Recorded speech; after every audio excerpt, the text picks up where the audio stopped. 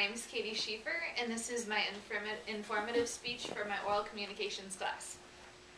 Across the room you can see it. 8 legs, hairy, huge, and watching you like you're the prey, and it's at the top of the food chain. Trying to stay calm. It's just a little spider, nothing to be afraid of. But your body reacts like there's a killer in the room. Not wanting to move an inch closer, you run screaming from the room to get your sister, the spider serial killer. Majority of people in the US don't like spiders, but when being around one sends shivers down your spines, you might have a phobia towards it.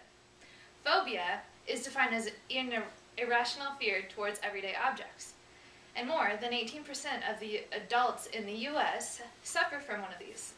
Women are also twice as likely as men to have them.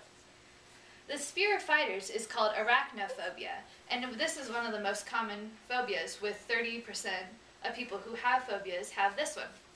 The other top ones is the fear of public speaking, which is glossophobia, the fear of death, which is necrophobia, and the fear of darkness, which is scotophobia.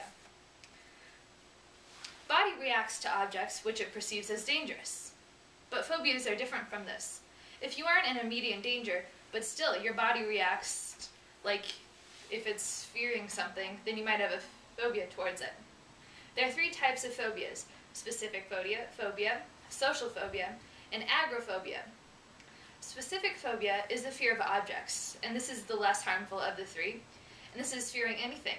The most common one is dentists.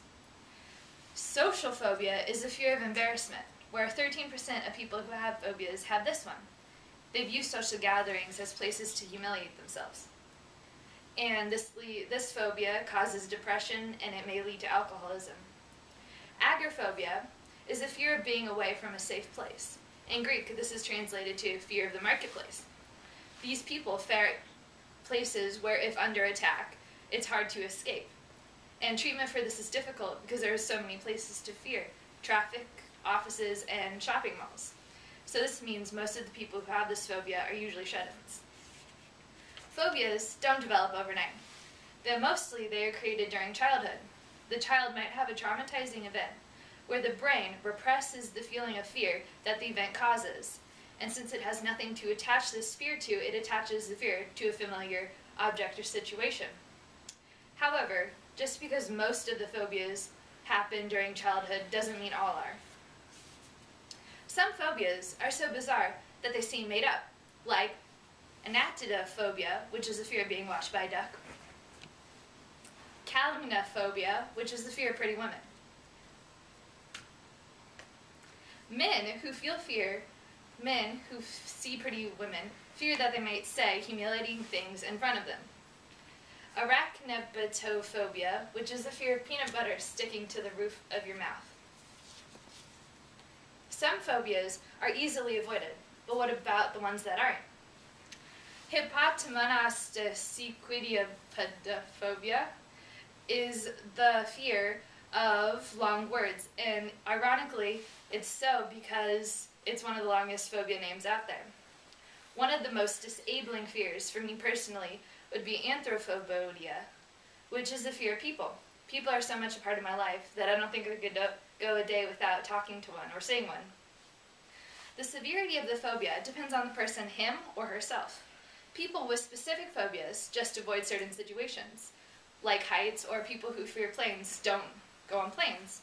But certain phobias are so disabling, people can't live normal lives. This is when medication and therapy are needed. Some psychologists use anti-anxiety medication to cope with the anxiety that phobias cause.